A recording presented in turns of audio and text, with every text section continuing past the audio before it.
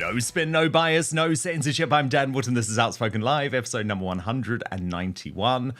Breaking right now, Britain under Rachel from accounts. And doesn't Slippery Starmer know it? Oh my goodness. Regrets, he has a few. Labour is finished under this mess. But what about the country? Given this imbecile is now in charge of our money. If this was a budget, then it would be the leader of the opposition responding. Now, I'm glad that she's still in her place. I know that she'll want to get back to her office for a lunchtime steak soon. But the right honourable gentleman, he talks They about... are taking the piss.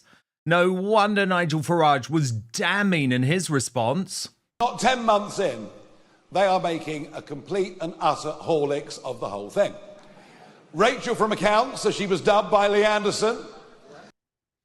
But all the Labour liggers care about is their precious freebies while screwing the rest of us. Who was going to pay for the personal safari holiday that you asked to go on as part of the trip? There was no personal safari holiday, Tom. I went to Ethiopia.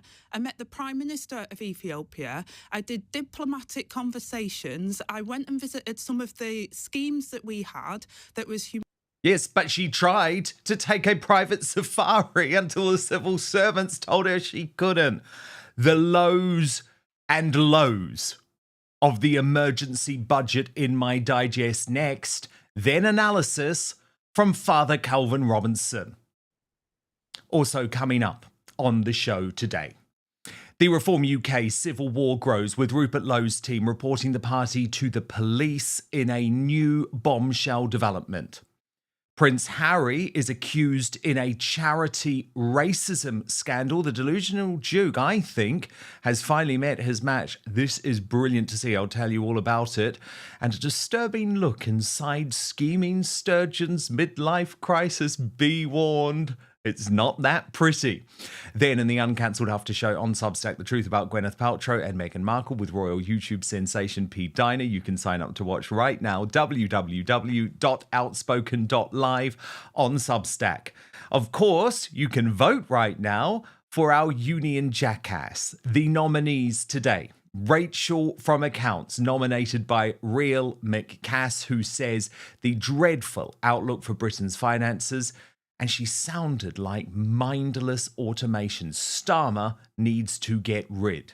Anna Ireland has nominated India Willoughby for saying it's an insane witch hunt. Trans women have never dominated any sport. J.K. Rowling has, of course, called out that lie today, saying 900 medals since October the 24th have been taken by males in women's sport categories. And Kim Ledbetter, nominated by Amanda Hunter, and that is because she continues to campaign for this assisted dying bill, which clearly simply isn't ready. Get voting now. Let me know your comments throughout the show. We will also announce Greatest Britain at the end of today's action. But now, let's go.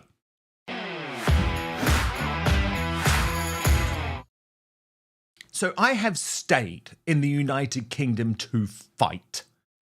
To fight despite a sustained attempt to first cancel me and second drive me out.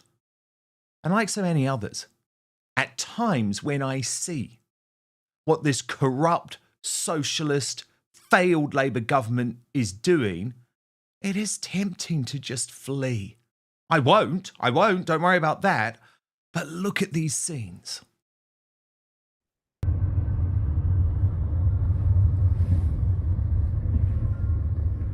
Now that, can you believe it, is Paddington. Paddington in central London, where I used to travel every night to present my GB News show. We are in deep trouble. And there's a reason that Slippery Starmer looks so despondent today during his government's desperate emergency budget as its big spending, tax hiking policies tank the economy. Look at his face. I actually think he looks like a man who slept with Bonnie Blue while drunk on his stag night. Because he knows that Rachel from accounts is destroying the British economy. He knows he's attached to this woman forever, and there's nothing he can do about it. Regrets? Slippery Starmer sure has a few. Labour is finished. But under this ignoramus, breaking every fiscal policy for growth, I worry that the country could be finished too. Mr. Speaker, this Labour government was elected to bring change to our country, to provide security for working people and to deliver a decade of national renewal. That work began in July, and I am proud of what we have delivered in just 9 months. Restoring stability to our public finances. Let me now set out the steps that the government has taken. At the budget, we protected working people by keeping our promise not to raise their rates of national insurance, income tax or VAT.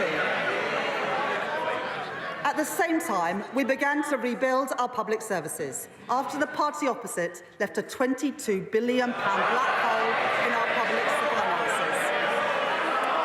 Ours were the right choices. The right choices for stability and the right choices for renewal, funded by the decisions that we took on tax. Now, Starmer has chosen to surround himself with two incompetent women who care more about feathering their own pockets to live luxurious lives on our money than doing the job. Deputy Prime Minister Angela Rayner, she is an embarrassment. She keeps on going off to see the world using taxpayers' money, most recently on a totally unnecessary jolly to Ethiopia, where she wanted to try and go on an African safari. Who was going to pay for the personal safari holiday that you asked to go on as part of the trip? There was no personal safari holiday, Tom. I went to Ethiopia. I met the Prime Minister of Ethiopia. I did diplomatic conversations. I went and visited some of the schemes that we had that was humanitarian. My schedule was absolutely ram-packed full of work that I was doing on behalf of the UK government. There was no safari. I was working. Did you ask to go on one? Completely appropriate. No, we were working. I was working that whole time. It was never part of the programme. Sure it wasn't. Because you weren't allowed. But you asked. Because you are shameless. Meanwhile, Rachel from accounts, while taking money away from all of us, refuses to stop accepting free theatre tickets and even corporate boxes to go and see Sabrina Carpenter at London's O2 Arena. Many viewers will remember, and many viewers were very, very cross when you had just moved into office. It emerged that the Prime Minister and other Labour politicians and you had accepted donations of clothes. In the last few days, it's also emerged that you accepted free tickets for a corporate box to see the singer Sabrina Carpenter at London's O2 Arena this month. Is that what happened? And if you did, why are free clothes a no-no, but free concert tickets is a yes, please? I went with a member of my family to see a concert a couple of weeks ago. I do now have security, which means it's not as easy as it would have been in the past to just sit in a concert, although that would probably be a lot easier for everyone concerned. So, look, I took those tickets to go with a member of my family. I thought that was the right thing to do from a security perspective. Did you pay for them? Because you could pay for them. Well, these weren't tickets that you could pay for. So there wasn't a price to those tickets. Obviously, I will declare that the value of them, but they weren't tickets that you were able to buy. Okay. You are shameless. But you're not just shameless, you are also incompetent, Rachel from accounts. So incompetent that at the end of her dire spring statement, she actually issued a threat which was designed to stop any criticism. And I say to the parties opposite, the British people will be watching. Because if the parties opposite don't support Let us be clear about what that means. They are opposing economic growth. They are opposing more homes for families. They are opposing good jobs across our country. We on this side are clear about whose side we are on. The parties opposite must decide too. Absolutely desperate. It didn't work. It didn't work. Indeed, Rachel from Accounts was roasted by Shadow Chancellor Mel Stride. I was impressed by this, I have to say, because he's hardly been a dynamic performer at the best of times. Speaker, this emergency budget, Mr. Speaker, has brought the Right Honourable Lady to a cold, hard reckoning. She has become very fond recently to talk about the world having changed. Well, indeed it has, Mr. Speaker. This country was growing at the fastest rate in the G7 only about a year ago. And just as the OECD and the Bank of England and other forecasters, and now we learn today, the OBR have stated, growth has been halved in this year, cut in two as a consequence of the decisions and the choices that the Right Honourable Lady made on her watch. We've gone from incompetence, Mr. Speaker, to chaos. There have been more changes in this policy than there were at the last minute to the profile of the Right Honourable Lady on LinkedIn. The result is the worst of all worlds. And when he really went for it, accusing Rachel from Accounts quite correctly of fiddling the government's target, the deep state, immediately sprung into action. Yes, the Speaker of the House, who has just commissioned a £51,000 portrait of himself, stepped in to save her. And it's not the truth that whilst the Right Honourable Lady said at the last budget that that was a once-in-a-Parliament reset, she rolled the dice on a wafer-thin margin, and she lost. Reckless with her fingers crossed, she fiddled the targets and she missed them.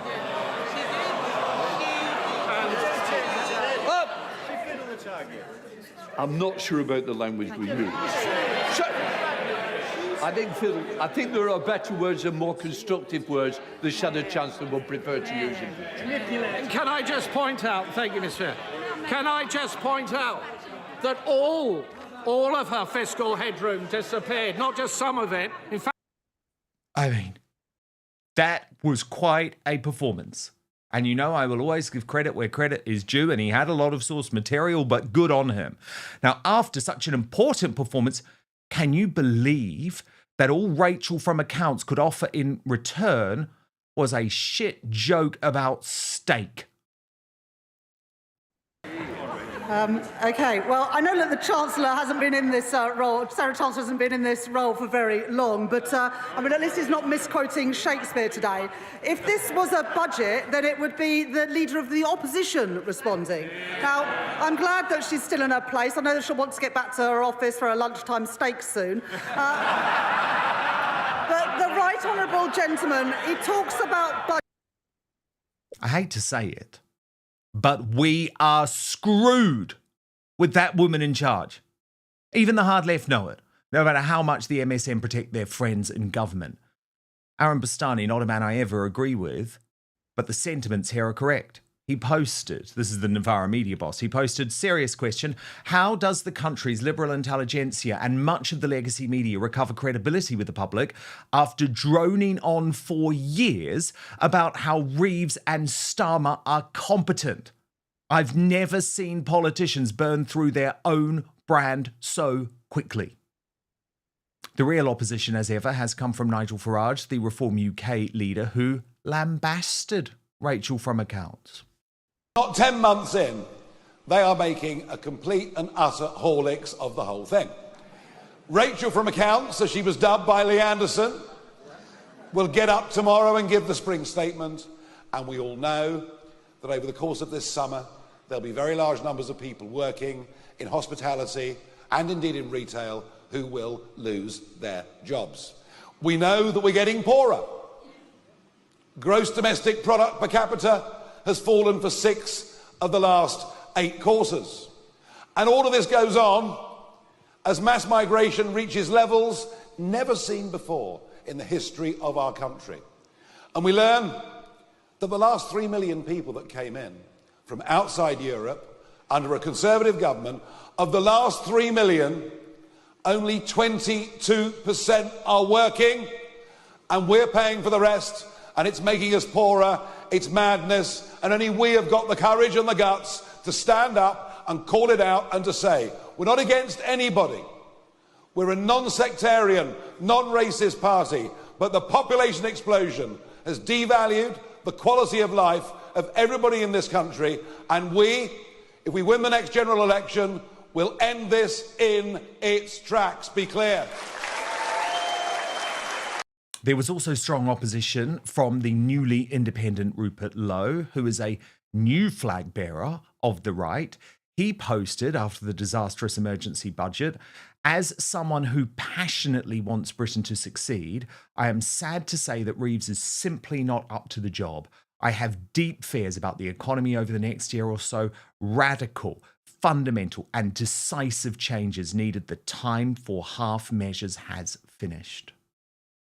But how much worse can things get before Slippery Starmer finally takes action?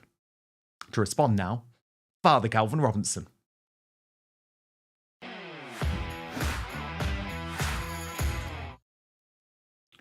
Father Calvin, what an absolute disaster this lot are. Funny, isn't it? They just spent the last 10 to 15 years commenting on how corrupt the Conservative Party is and how they're just in it for themselves.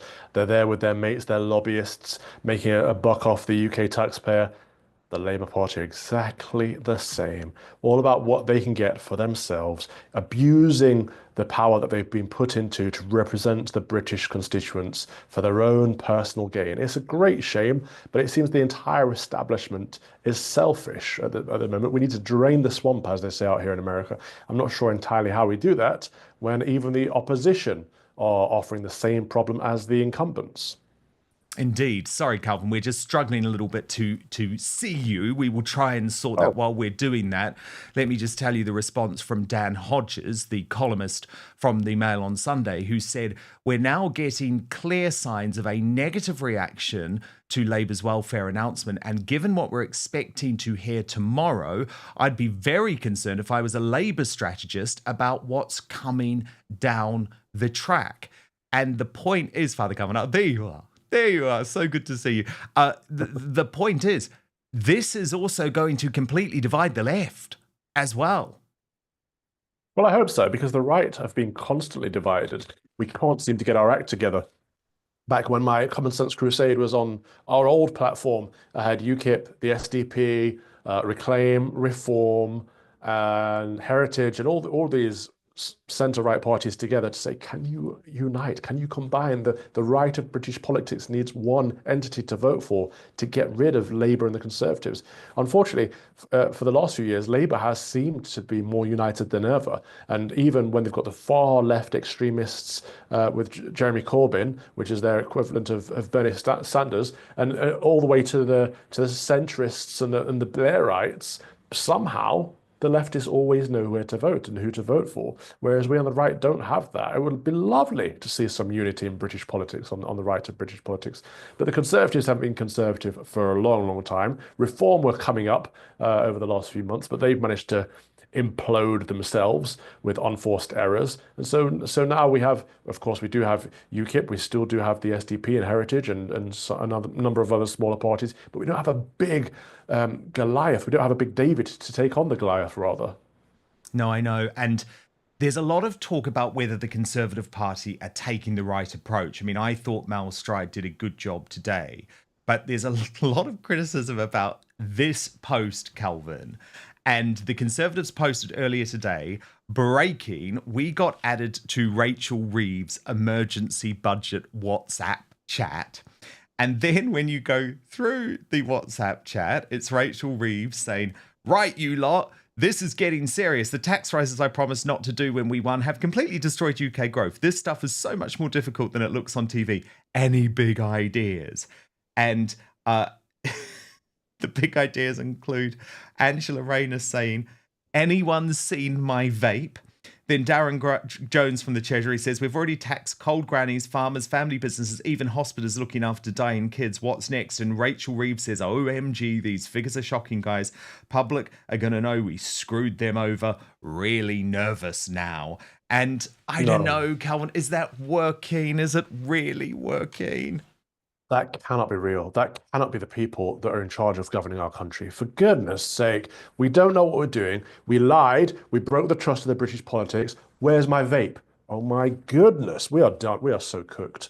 I don't see a way out of this, Dan. I really don't. It's like, even if we manage to get the Labour Party out, the rubbish Conservative Party is going to be in, and they're just the same. No one wants to fix the economy. We had all those years of austerity measures, which brought down the interest rates of our national debt. And then what did we do with COVID? We found that magic money tree that the Conservatives were saying that Labour were all about, and the Conservative Party splashed out so much money over the woe flu that we didn't need to, that the country's in a much worse state than it was to begin with. And now Labour are in, who always they tank the economy. They make things a lot worse.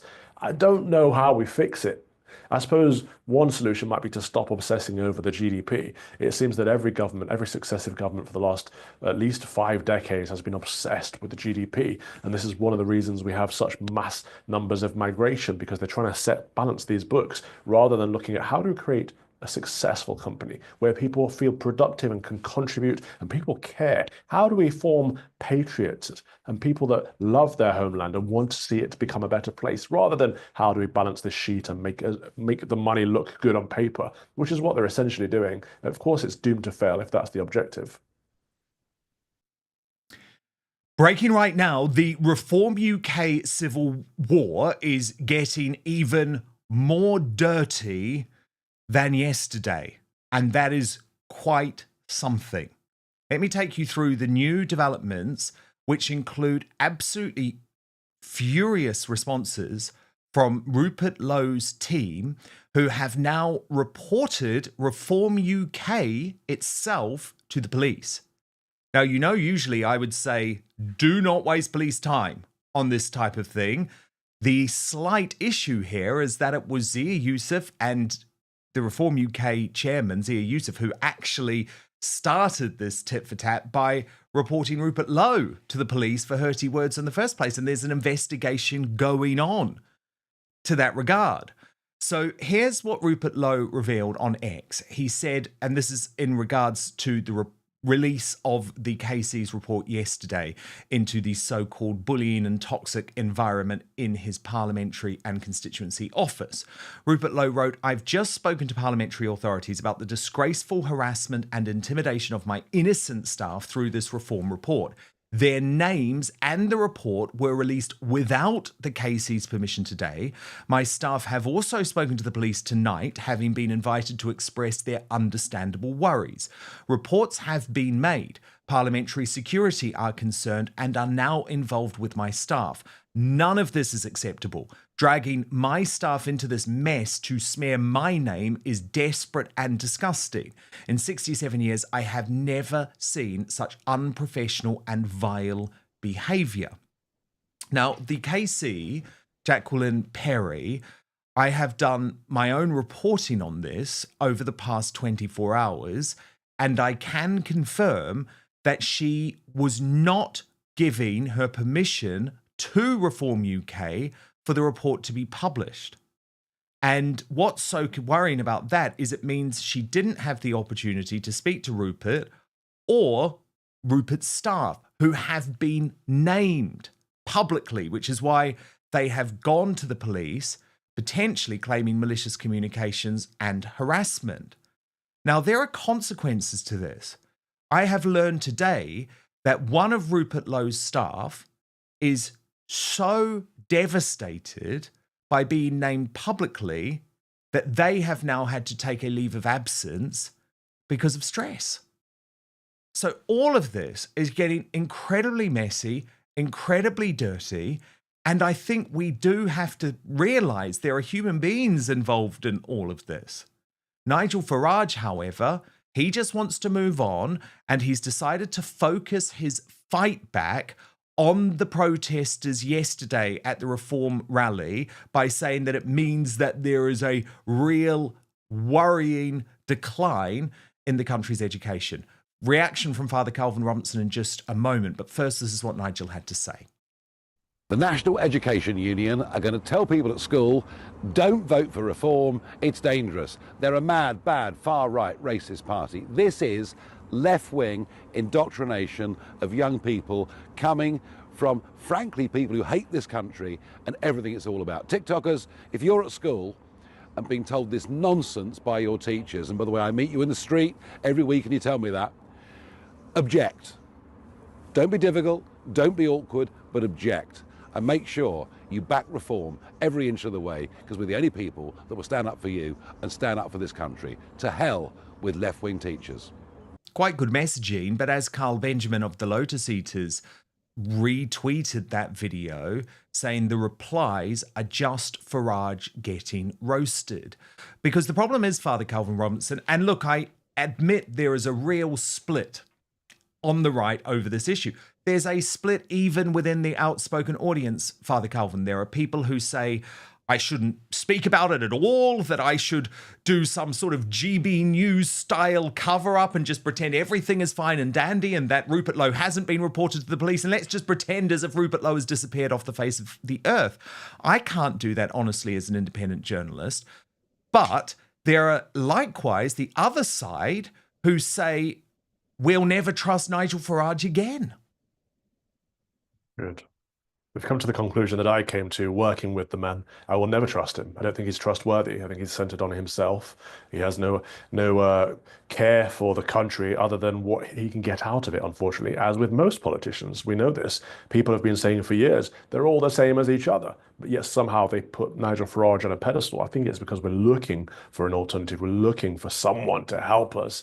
And he was the rising star for a number of years, but he has proven himself to be disloyal to his party members. I mean, not even his party members. There are no members. There are subscribers who pay into the Ponzi scheme, the pyramid scheme. There is no membership. People have been saying, we're cancelling our membership. Reform haven't cancelled it. There is no membership to cancel other than your direct debit that you pay in to Mohammed and Farage. So, you know, make of that what you will. But his statement there was right. His statement was good in that, yes, the lefty teachers are indoctrinating our children. They have been for a long time. It's the reason I'm a commentator, because I started out from talking about this as a teacher, yes, you did, seeing how much left-wing indoctrination goes on in the classrooms. And it's every day in every school across the country, pretty much. And my advice to parents at this moment is homeschool, home educate. You are responsible for your children and their education, not the state. And the state seems to want to take ownership and indoctrinate them with values that go against most British people's values.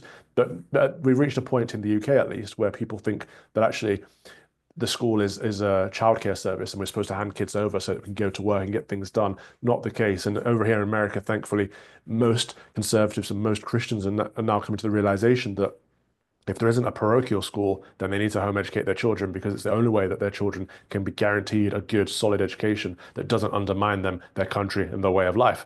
Anyway, Farage's point was good on that, in that, yes, the lefty teachers are doing this. And he was right that they will call him far right and all these words. The problem is he isn't. It would be nice if he was on the right of British politics. He's moved gradually further and further to the left under the patronage of his backer, Mohammed, it seems. And it's all just so petty. This, we filed a court case, we filed a report, we filed, like, stop it. Grow up, be men. Stop falling down to this petty playground politics of we're reporting you back, we're going to leak your names. It's sad. Is this really what we've come to on the right of British politics, where we can't even have 5 people in a party without them losing their heads? Well, indeed, and I agree with that. Again, I guess all I would say in that case, and this is not, can I just be clear, me saying that I'm on a particular team, but all of this was started by Zia Yusuf when he reported Rupert Lowe to the police for hurty words and released a statement designed to destroy him. Yeah. Interesting, I was looking at this tweet earlier, or this post on X earlier from Connor Tomlinson, our friend Calvin, and he agreed with a lot of what you were saying. This was his response to Farage, and he said, this is very effective messaging, which shows that reform has real potential to reach young men who, like me, were sick of being patronised by progressive teachers. And he gives some advice about how reform can make the most of that potential, clarify and strengthen its policies, especially on immigration, but crucially, resolve this bitter dispute with Rupert Lowe. At the moment, Reform codes as the only anti-woke party which is tough on migration. Mistakes have been made. It is not an attack on the party to observe that. Reform now needs to live up to the space it occupies in the public consciousness to have credibility. There's still time to do that. But it doesn't seem like there is any, desire, shall I say, within Reform UK to settle things with Rupert Lowe. I want to show you Alex Wilson, who is their only London Assembly member, breaking his silence after the release of the report on GB News yesterday. I approached this with an open mind. I've now read the report and I've seen his conduct since the investigation was launched. My mind is now very much made up. This vindicates the party, it vindicates Nigel, it vindicates Zia, it vindicates Lee. But you say chose not to. Yes, he said last Thursday, I won't cooperate, but the KC had given him until tomorrow to reply, and the Reformers put this report out today. He's very clearly said he wasn't going to reply. But he'd been given until tomorrow to reply. Perhaps, but he very clearly made it very, very obvious in his comments, and he's been conducting this through the platform of social media, which doesn't help anyone to go tit for tat on Twitter. Maybe, but surely it also doesn't help anyone to release a report before you've heard from both sides of the argument, Father Galvin. It doesn't, and this is the problem. It's been a quite clear smear campaign against Rupert Lowe since the beginning, since Mohammed made it public that he was unhappy with Rupert Lowe, and Farage took his side, kicked him out, and they made it very clear they don't want him back in, regardless of what he does or says next. That's sad, because people are pinning their hopes on reform. Conor Tomlinson is the best of British. He is right, absolutely. This is what they need to do. They need to fix this situation. It is redeemable. They have another few years before the election. People can and will forget about what's happening now if reform take the right approach. But I don't think they're capable of doing so, because the two people involved are so rigid on this. Mohammed Ziyadin Yusuf is so ardent that he doesn't like Rupert Lowe. He's going to do whatever he can to keep Rupert out of the party. Nigel Farage is so... he will do anything to back Mohammed because he wants his money. He wants the support, the financial support that Mohammed brings to reform. And so as long as those two people are against Rupert, there's no way for Rupert to get back into the party. And the problem is the vast majority of reform supporters, or sponsors, if you like, would have preferred Rupert Lowe as the leader of reform, which might have something to do with why all this drama is going off. Well, of course it is.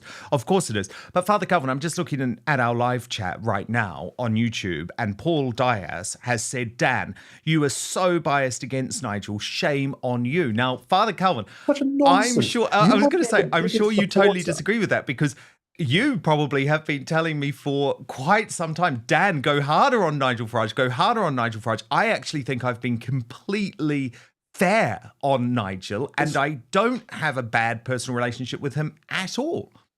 Not at all. This is the problem with our politics. Everyone is so polarized. Like, you cannot even criticize reform or Nigel Farage, otherwise you're against him. It's like, actually, you've been one of the biggest supporters of reform. You've been saying consistently since day one that Nigel Farage could become the next Prime Minister of the United Kingdom. You and I have had many debates on this where I've said I don't think it's likely, and I don't particularly want to see him become the next Prime Minister. And so people like Paul, they're upset that you're picking faults in what is quite clearly a faulty party and a faulty leadership system. But if they want it to get better, if they want it to win, these faults have to be fixed, not plastered over, not ignored. We can't have blinkers on and have blind faith in Nigel Farage as the supreme messiah of reform. That would be a mistake. That would be silly. And so people need to find the nuance. People need to grow up and stop pretending it's black versus white, and you're either on our side of reform or you're against the country and stuff like that. It's a nonsense. If you're on the side of the British people and the British country, then you want the best person to lead the opposition party so that you have the best chance of taking over from the two-party system. It's as simple as that. Indeed. And the thing is, Father Galvin, as you know, I've always described myself as a critical friend of reform. I think the problem is they don't want any criticism whatsoever, even from people who want them to do well. And look at this latest poll, Father Calvin, it does show that it looks like their support may have been dented by the Rupert Lowe situation. Certainly their momentum in terms of building the membership base, which had been flying, has been seriously harmed. They're stuck at around the 219,000 mark, and I'm told that over 10,000 people are trying to quit the party. So that matters. This is not some small issue. At the same time, as you know, I am very, very happy to say when I think Nigel is doing a great job. And one of the things that Nigel does so well is his retail campaigning out on the ground. And I loved this moment that was captured by the Daily Express of him visiting a closed down Conservative club. Watch this. Well, there we are. The club's closed, the party's closing down, and Reform are going in. The club is owned by my son. It finished as a club more than 12 months ago, and my son, who owns the dental practice, Main Street Dental, has bought it to convert it into his new dental practice. And how long was it the Conservative Club for, roughly?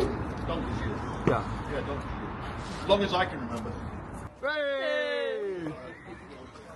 He's beaten us to it, because I was thinking of putting a bid in and making it the Reform Club. It's too late. It's too late. He won't be Conservative. And honestly, Father Calvin, this is one of the things that annoys me most. Farage is an amazing campaigner. He is great with people. It's what he loves. He's off all of his media work for the next 6 weeks all around the world so that he can focus on campaigning. Just imagine if he had harnessed the intellectual heft of a man like Rupert Lowe to do the policy work, to prepare for government, to become the shadow Home Secretary for Reform. That's what needed to happen. Yeah, it is exactly what needed to happen. He is a fantastic campaigner, always has been, but he's never, ever supported anyone that is more intelligent than him or has any other expertise that he doesn't have. He's not good at promoting other people. He can only promote himself and drag others down in order to make sure he shines the brightest. We saw this over not just UKIP and the Brexit Party, but also over Vote Leave, over the referendum. It's consistently be the case. I'm willing to be proven wrong if people in the comments can point me to an example where Farage has highlighted anyone over himself at any cost, at any time. It's just not a thing he's capable of. And you're right, if he could look at his own strengths and say, yeah, I'm good at campaigning, I'll be out on the street. Oh, sorry, Father Calvin, we just lost you. Finish your point, please. Oh, we've lost Father Calvin's microphone. So what we'll do is we'll try and sort that out while I move on to the next topic. So we'll try and get your sound back, Father Calvin. As you know, I promise you, you were not censored on this show. That was a true technical difficulty. I think your microphone has just died. Breaking right now, an extraordinary charity race row has developed with Prince Harry accused by the boss of the Centre Bali Foundation. Now, this is absolutely fascinating because for so long, Prince Harry and Meghan Markle have tried to weaponize the issue of race against others, but now Sophie Chandoka, a very wonderful woman who Meghan Markle hates, no doubt because she is beautiful and intelligent, is hitting back in the most brilliant way. Let me read her statement in response to Prince Harry. She says, there are people in this world who behave as though they are above the law and mistreat people and then play the victim card and use the very press they disdain to harm people who have the courage to challenge their conduct. Beneath all the victim narrative and fiction that has been syndicated to the press is the story of a woman, me, who dared to blow the whistle about issues of poor governments, weak executive management, abuse of power, bullying, harassment, misogyny, misogynoir, and the cover-up that ensued. Finally, we have a serious and accomplished black woman saying to Prince Harry, I have had enough of your bullshit. And I need to give you a little bit of background because watch this video between Meghan and Sophie Chandoka, and it's actually worth listening to it with the sound as well. So we'll get that in just a moment because Well, let's just watch it from the start because it shows a fallout between these two women.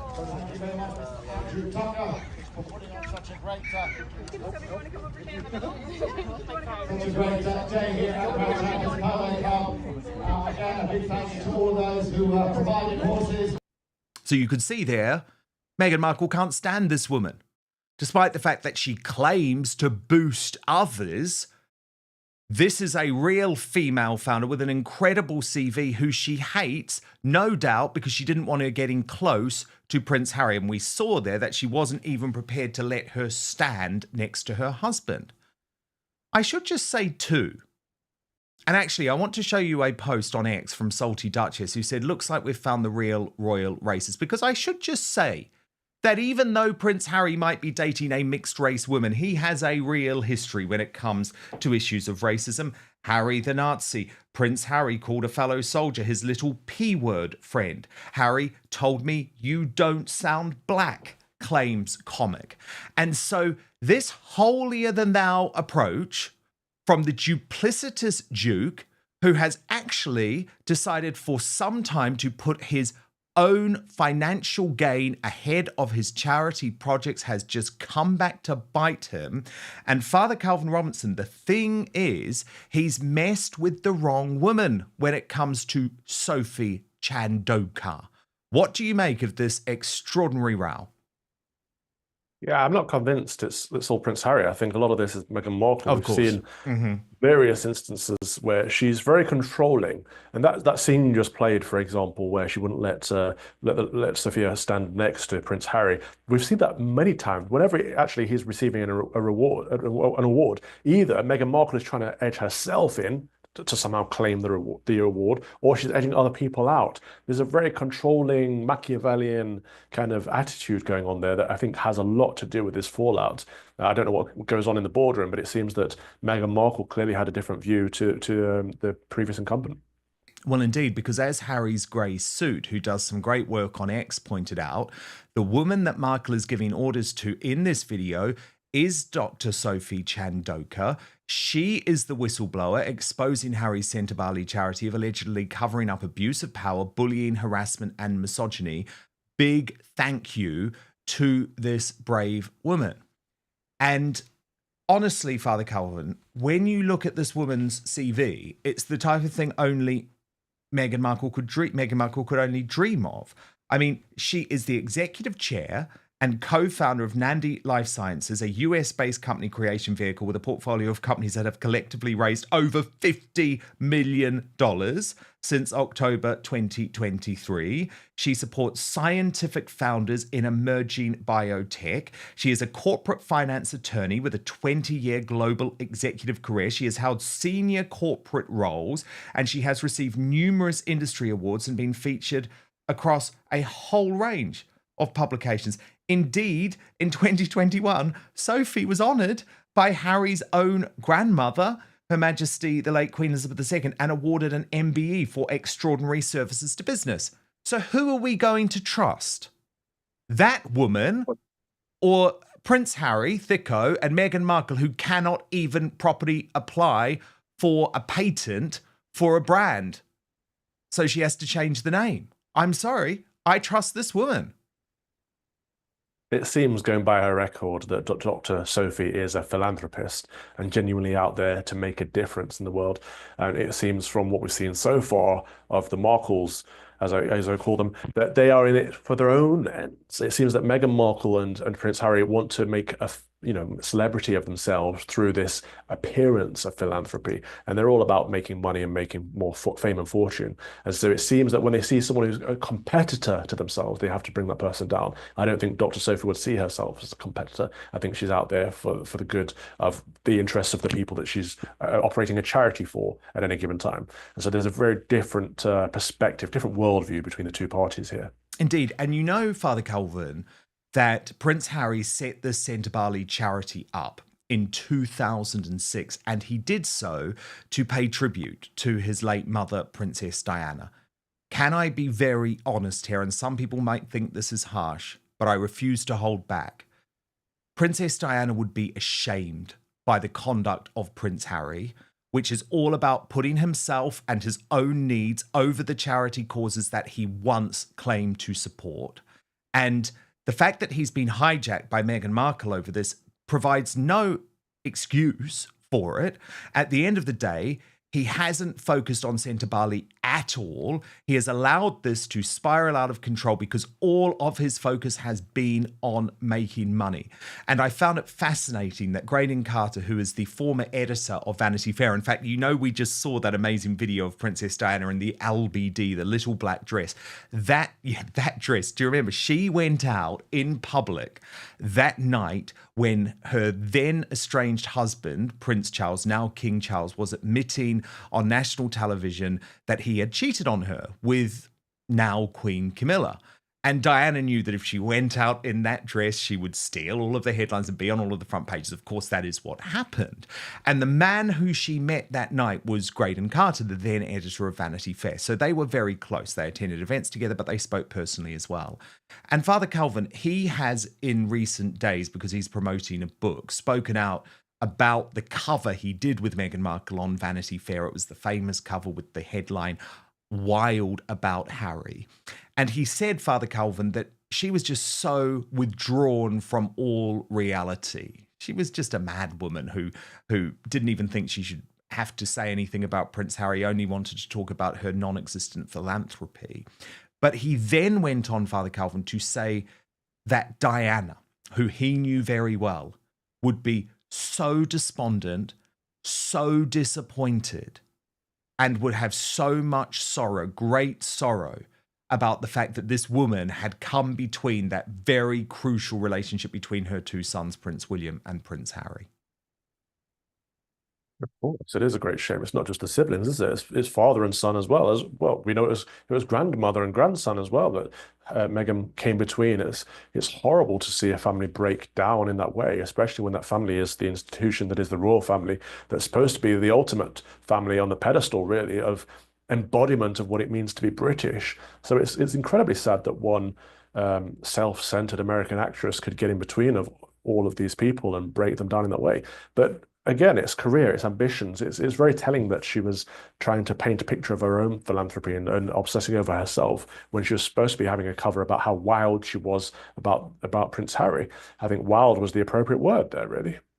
Centre Bali have released a statement this afternoon, and again, I think this is scathing of Prince Harry, even though it doesn't name him.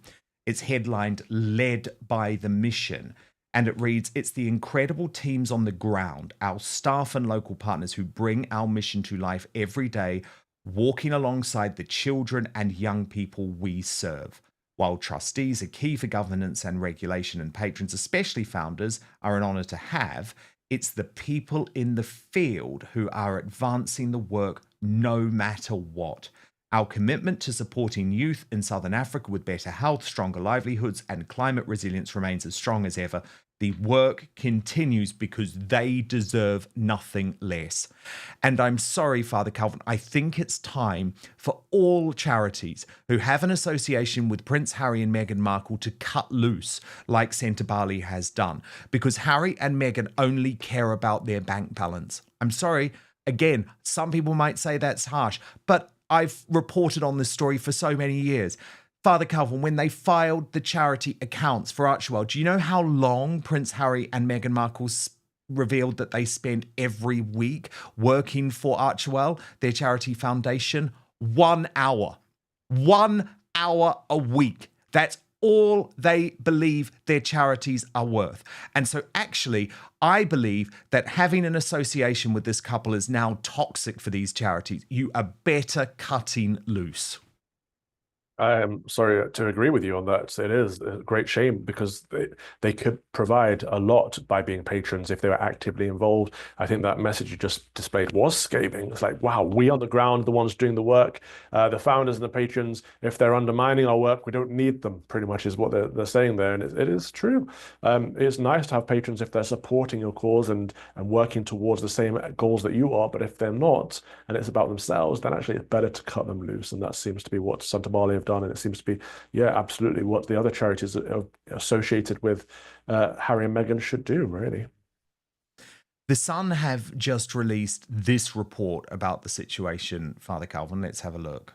Boss of Prince Harry's charity has hit out with bombshell allegations of bullying, harassment, misogyny and misogynoir. The Duke of Sussex set up African charity Sentebale in 2006 in memory of his mum, Princess Diana, along with pal Prince Seeiso of Lesotho. In a statement seen by The Times, the pair have now revealed they are siding with the charity's trustees after they unanimously resigned following a row with board chair Sophie Chandoka. Dr. Chandoka, a Zimbabwe-born lawyer, was selected to be chair of the trustees last year, but it is understood the trustees strongly disagreed with the decision and wanted her to step down, which has since seen her sue. The bitter feud appeared to be triggered by the move to transfer the charity's fundraising operation to Africa, which caused several key figures to quit the organization. In an explosive statement given to the Mail, Dr. Chandoka claimed there had been a cover-up at the charity. She alleged there was weak executive management, abuse of power, bullying, harassment, misogyny, and misogynoir. Misogynoir is the term used for describing discrimination against black women.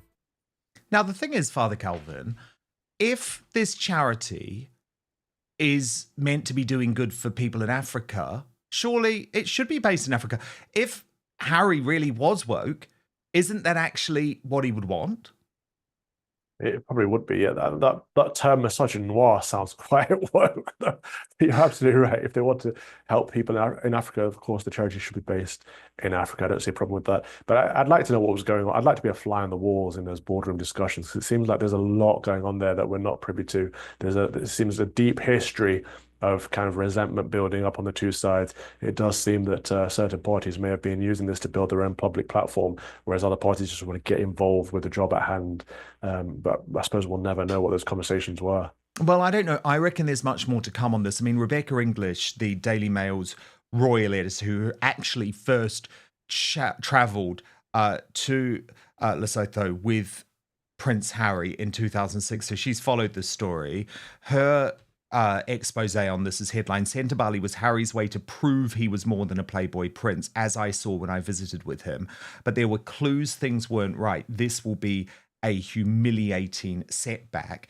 And within her article, she reveals that Harry was actually more concerned when she was writing her piece about what people were saying about him. He actually came up and tapped her on her shoulder. And she said, sad but not entirely surprising, although he last visited Lesotho in October 2024, it was actually the first time the prince had been there in 6 years. And even his regular fundraising events for the charity, mostly involving polo, had notably slowed down. She's also reported that he had never taken his wife Meghan to visit. Instead, they have focused their efforts since quitting royal duties on high-profile joint tours to Colombia and Nigeria, as well as their lives as professional victims of the royal family. It's interesting, isn't it? Because it just feels like Harry almost got bored of this charity. Yeah, that's very sad. I mean, these charities do very important work, and they do need high-profile patrons to help them in that work and raise awareness and raise funds to get the job done. But if they're literally just obsessed with how it makes them look, they're not going to be of much help. It's very sad that he's fallen to this narcissistic kind of approach to life. I don't think it's how he was raised. I don't think it's what he was like as a young man. It seems to be something he's kind of taken on board or been formed in or trained in since marrying that Z-list celebrity, unfortunately. Well, of course, and Father Calvin, it's all about her brand new magazine cover, Stateside, just released, Us Weekly, a special report. Can Meghan ever win over the world? No matter what Meghan does, even making jam, she's met with intense public scrutiny. Experts and friends weigh in on why the Duchess remains one of the world's most polarizing figures. Now, she has allowed her friend, her staff to speak to this article. They're trying to completely erase the public perception of what Meghan used to be. What do you sense is the feeling stateside? Because it feels to me, Father Calvin, like Americans have finally woken up to who she really is. I think it took them a while to catch up. They probably did think to begin with, oh, maybe the Brits were just a little bit harsh on her because she's an American. But actually now they're in exactly the same place as we are here. But saying that, there was another big cover over the last couple of weeks. It was everywhere I looked. I think it was actually titled That Meghan Cover. I can't remember what magazine it was on now, but it was everywhere. So she's still getting a lot of attention out here, a lot of profile. But the response to the jab making was not positive. The most positive review I could find was it was shallow. And that pretty much encapsulates everything that Meghan Markle does at the moment in this. It's about controlling her. I think that's why she'll in answer to the question, can she ever win over everyone? No, she can't, because she's obsessed with controlling that image, obsessed with what other people think of her, rather than the work that she's supposed to be doing. And so we see through that. Quite a lot of people see through that, and increasingly so in America, that people see that she's hungry for success and fame and fortune and celebrity and to be liked. I don't think that's an appropriate way to be liked, to be honest with you. She could be liked for the work that she does if she does good work, but she's not doing any work. It's all about reflecting her self-image. Who cares? It's weird. Father Calvin Robinson, do stand by, because in just 1 minute, oh my goodness, Nicola Sturgeon, scheming Sturgeon, is having an almighty midlife crisis. She's dumped the hubby as he faces court and is now hanging out with a very, very famous lesbian. I will show you the pictures and reveal Nicola Sturgeon's first public comments. It's quite something, so do stand by for that in just 1 minute. But first, the reason you're watching this show is that it's becoming increasingly difficult to trust mainstream media or the so-called fact checkers who claim to determine which facts are true. And there's good reason for that, given the debate over free speech, the controversy surrounding Brexit, and how Trump and other politicians challenging the status quo are portrayed. But I have the solution for you. It is called Ground News, and it is absolutely the best way to stay informed and cut through media bias and narratives so you can get the facts for yourself. Go to ground.news/outspoken to check it out. But what I want to do now is show you this incredible website and app. It's got an amazing app, which I have loaded on my phone, in action. So let's look at that speech quite recently by the US Vice President J.D. Vance to the Munich Security Conference. My God, it was amazing. He tore into European governments. He tore into the UK for a despicable retraction of free speech. And what Ground News does is instantly collate the 361 sources covering the story in one place. It then shows how that story is being covered, broken down by whether those media organizations lean to the left or the right. It is called the bias distribution service. And if you scroll down, you can see every article about this topic broken down by the political position and ownership of the publication. So in this case, quite clearly, Newsmax and GB News gave fair and accurate coverage, which you could read, focusing on how Vance finally had the guts to point out uncomfortable truths to European leaders. By stark contrast, absolutely dishonest coverage from the likes of the HuffPost and the Independent, which you could avoid. What's more, Ground News gets to know you personally, providing you with news stories you're interested in, while also analysing your own biases. So I'm going to tell you about my favourite feature. It is called the Blind Spot feed. And every day, it will surface upwards of 20 stories that you might not be hearing about because of the corruption of the mainstream media. Now look, I know because you're watching Outspoken, you love the news, but for very good reason, you don't trust the legacy media. So Ground News gives you the tools to understand the truth about what is really going on.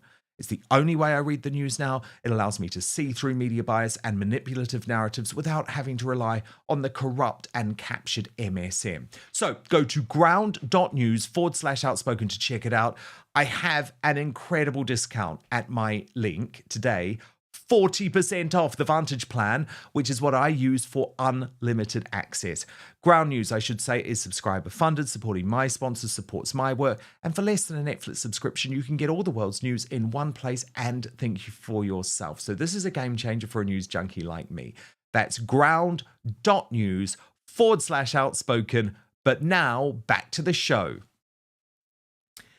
Should we ever celebrate a woman having a midlife crisis, dumping her husband because he's facing a charge of embezzlement, and running off with a very famous lesbian? Usually I'd say not. But when that woman is a politician as evil as scheming Sturgeon, perhaps I think differently. Take a look at Sturge, who certainly is not looking her best after everything that she has been through. Of course, the police are no longer investigating this woman. That was always predictable. She is letting her husband take the fall. So on stage with this lesbian comedian and author Val McDurd, I think her name is, I will check that, Sturgeon decided to tell the crowd, we have to apologize in advance because this has come about because Val and me, when we have some red wine, which we occasionally do, yeah, I'm sure you do, Sturge, we make each other laugh and we think we're funny. Jo, my pal, Val's wife, okay, Val has a wife. Just putting it out there, everyone. Val does have a wife. According to Sturgeon, isn't so sure. So then she went on to say, so tonight is basically just a live experience. McDermott, sorry, that's Val's last name, also said Sturgeon's up-and-coming memoir would have been funnier if she had written it as it lacked jokes. But Sturgeon added, I am a politician. Boris Johnson is in it. You can take the girl out of politics, but you can't take the politician out the girl. So when Val showed me what she was planning to say about certain events this week, I had to put my spin doctor hat on. She added, the last couple of years have been interesting. The last couple of weeks have been interesting. I wouldn't have got through the last few years without some very good pals, but also without so many of you, people I've met who come along to things like this and send me messages of support from the bottom of my heart. Thank you. Thank you for all the support. So this is odd, Father C. What do we think is going on with Scheming Sturgeon and her new best mate Val and their little comedy act? I don't know. It's very strange. Well, I can tell you what it's not. It's not for better or for worse. She's not standing by the man that she said she would live with for the rest of her life and be insolubly combined with when two become one. She's not sticking by her wedding vows, is she? That's a great shame to see. I don't know what's going on with her and a new best friend, lesbian friend. What is she becoming a stand-up comedian now? Is this a new career path for Nicola Sturgeon? I mean, all of her policies were hilarious, but not in the way that I think she would acknowledge. But it is a good point, isn't it, Father Calvin? Like, how sort of grim is the fact that her husband was only of any use to her when she was in politics. They ran the SNP with an iron fist. Do you remember that video of her saying, don't talk about the finances, just don't talk about the finances, just trust us. And they were a power couple and he was helpful to her. As soon as he was no longer helpful to her, he's dumped and she's off with her lesbian friends. Now that's fine. But do we really know the real Nicola Sturgeon? A lot of people, let's be honest, do cover up who they really are in order to get a head start in politics. Now, I think that's really unfortunate. I've obviously always been honest about who I am, and maybe Sturgeon has too, but the timing does just feel very odd. It almost seemed like her husband was her beard and she's covered up who she really is until she's no longer in politics, which shows her to be a fraud all along, if it's true. It would be a shame, but I mean, I wouldn't put it past her because I didn't trust her as far as I could throw her, and I probably couldn't throw her very far. But all she did is destroy that country. Scotland is a great shell of what it used to be before she got into power. And I'm interested to know what's going to happen with her husband, because it does seem like if you are married and you're both the power couple and you're both running this party and one of you is found guilty of embezzlement, how much did the other know? And of course, you can't be compelled to testify against your spouse, so perhaps we'll never know. But did she have some part to play in the fraudulent activities? Well, she obviously denies it, and she is releasing her book, her autobiography, frankly. And what I think is quite intriguing, Father Calvin, is the fact that I guess she's saying, no, it was all down to hubby. Now, of course, he might be completely innocent too. I should point out, because you know I'm always honest about these things, the contempt laws in Scotland make it virtually impossible to talk about a case, which means there was silence around these whole issues for 2 years.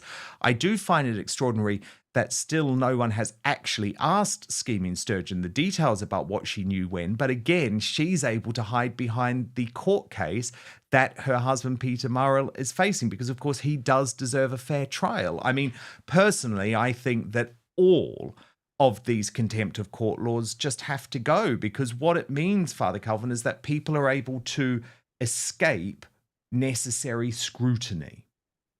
Absolutely. It's used as a gagging order or a non-disclosure agreement. It's not really used to prevent any jury or judges becoming biased against the case. And when a case is as high profile as this, it doesn't matter who's talking about it anyway, because everyone is talking about it. And so you can't say, oh, we can't let people be persuaded by public conversations, because the public conversations are going on. It's just we're not able to have them professionally as independent media or even on legacy media. So yes, you're right. We should get rid of the contempt of court cases, charges, and especially when they're used to persecute and prosecute political prisoners like Tommy Robinson.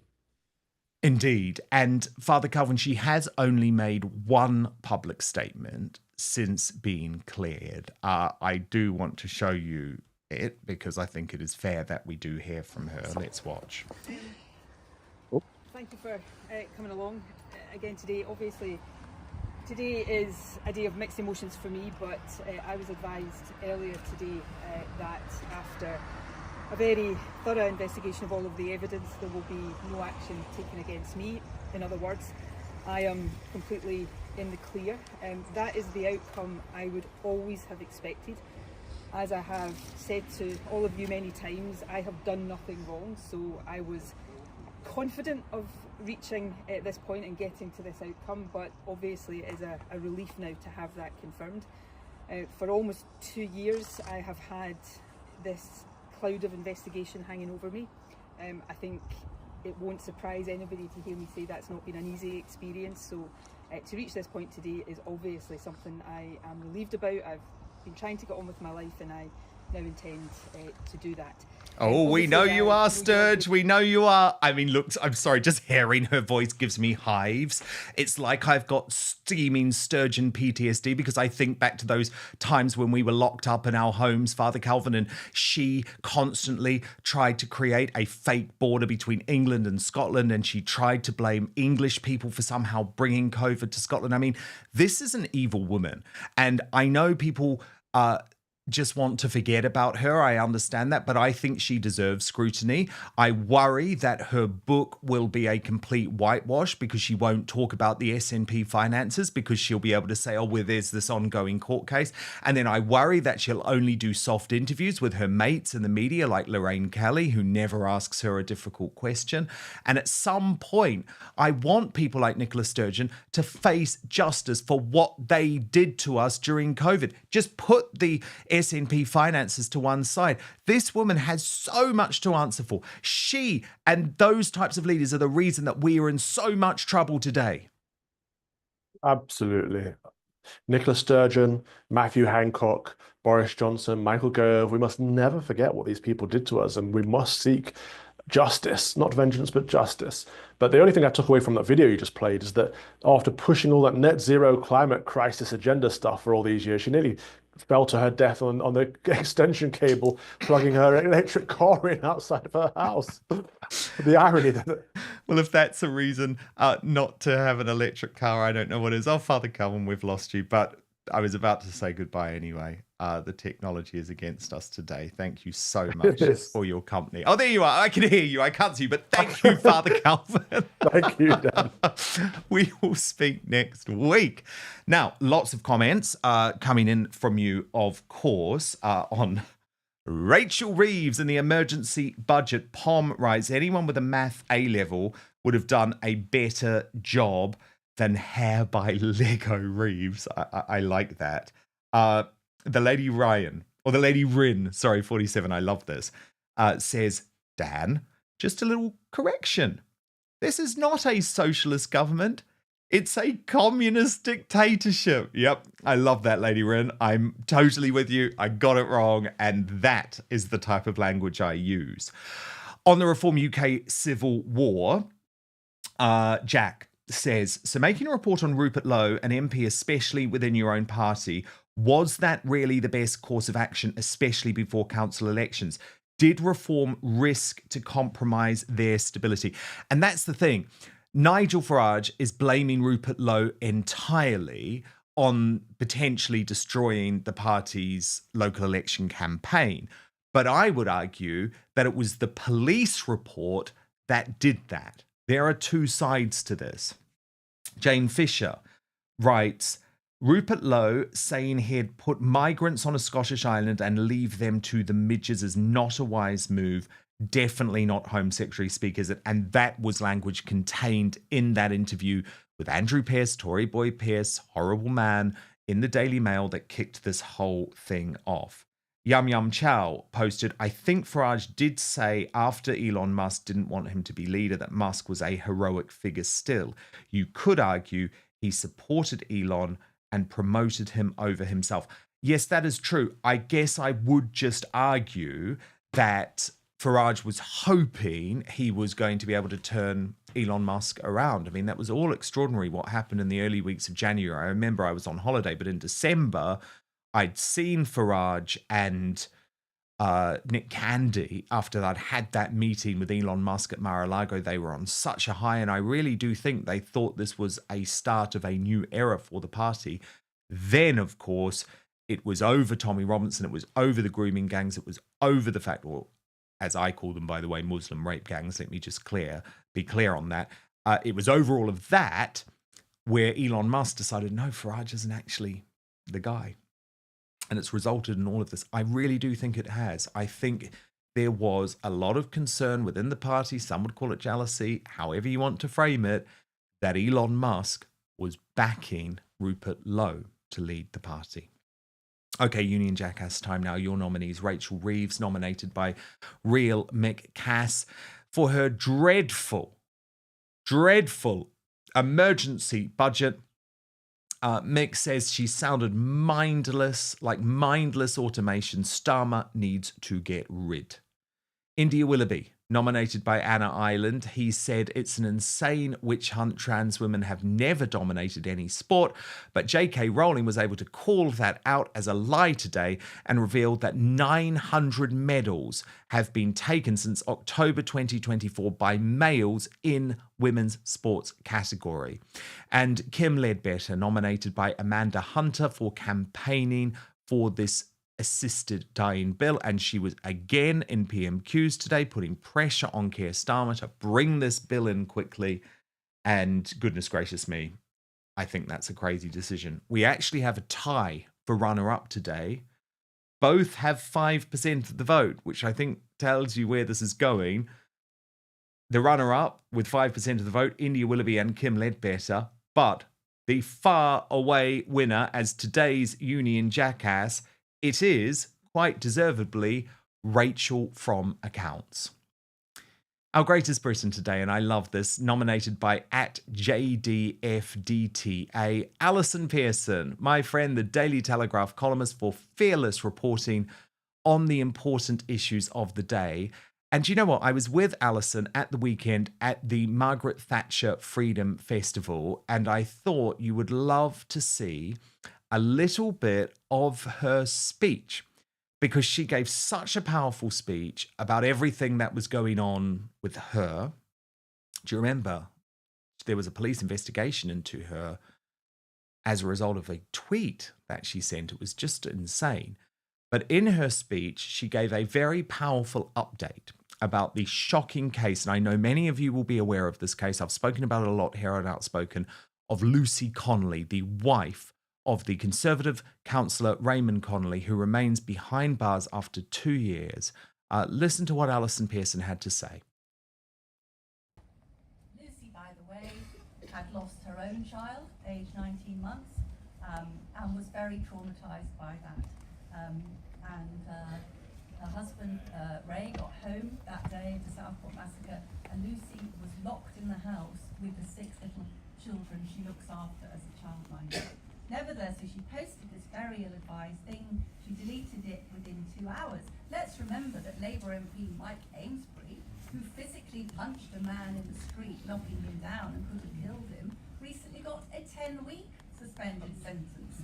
We are here today in the civilised purlieus of the University of Buckingham. Mrs. Connolly, Lucy Connolly, is in a jail surrounded by women who have knifed their partners to death.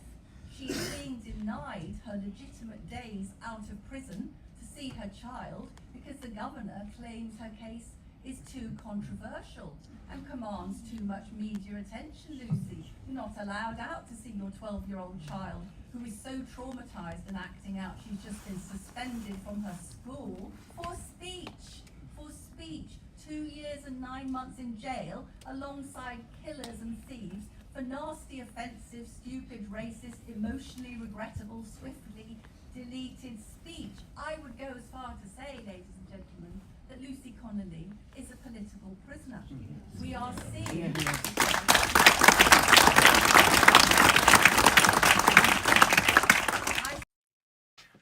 I'm really sorry if that was quiet. I hope you could hear it. That was filmed by me, by the way, so be impressed. I was at the back of the auditorium. I was at the University of Buckingham, by the way, an incredible university, one of the only educational institutes in the UK that, under the leadership of the Vice-Chancellor James Tooley, actually believes in free speech. And I had a wonderful weekend, but I just wanted to show you that of Alison Pearson, given that she was today's greatest Briton. She actually won an award, though, at the event and received a standing ovation. Watch this.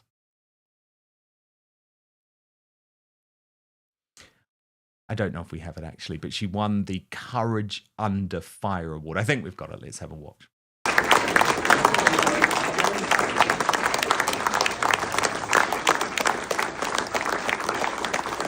told her she should stand for Mary Beck.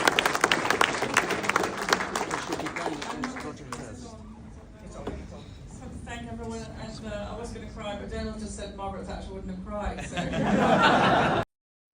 Sorry, I'm just looking in the live chat. Some of you said you could hear it. Some of you said it was very quiet. But the point that Alison Pearson was making is just that there's been so much impact on Lucy Connolly from being behind bars, including the fact that her daughter has now been suspended from school. It's just like, let that mother be back with her child. Seriously. Thank you for your company today. It's been a big one, but we are back tomorrow as ever at 5 p.m. UK time, 1 p.m. Eastern, 10 a.m. Pacific. Right now, though, we are moving to Substack to continue with the uncancelled after show on Substack. Royal YouTube sensation P-Dina will reveal the truth about what's really going on with Gwyneth Paltrow and Meghan Markle. www.outspoken.live is the address. Hit subscribe right now on YouTube and Rumble. Most importantly, I promise to keep fighting for you, and I will see you on the after show on Substack in just one moment.